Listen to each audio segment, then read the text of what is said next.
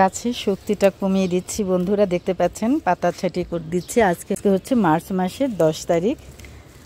এই গাছগুলোতে একটু লেটে একটু ফুল আসতেছে। এটা কারণ হচ্ছে গাছগুলো একটু দেরিতেই রোপণ করেছিলাম সেই হর্টিকালচার থেকে এনে। এই পাতাগুলো না ছেটে দিলে ফুল ফল একদমই ধরে না। গাছের শক্তি কমায় দিতে হয়, গাছের জোর না কমাইলে কিন্তু তারা ফলন দেয় না। গাছ স্ট্রেসে না গেলে কখনই ফলন দিতে চায় না। এই জন্য গাছ বেশি শক্তিশালী হলে, সুন্দর হলে গাছকে কেটে ছেটে দিবেন, দেখবেন যে আবার ফুলে ফলে একদম আপনার বাগান ভরে গেছে।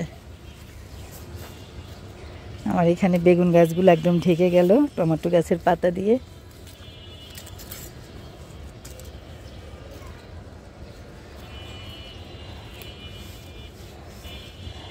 দেখেন এখানটা তো বিরাট বড় একটা ফুলকপি হচ্ছে। আমি এটা থেকে বীজ নিব, এটা আমি খাবো না। দেখেন ফুলকপি হয়েছে, মাশাআল্লাহ, সুবহানাল্লাহ, আলহামদুলিল্লাহ। কত সুন্দর, কত হৃষ্টপুষ্ট, নাদেশ নদেশ হয়েছে আমার এই ফুলকপি, মাশাআল্লাহ।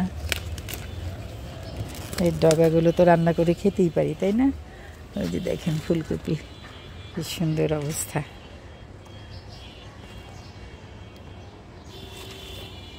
অনেক বড় একটা ফুলকপি গাছ।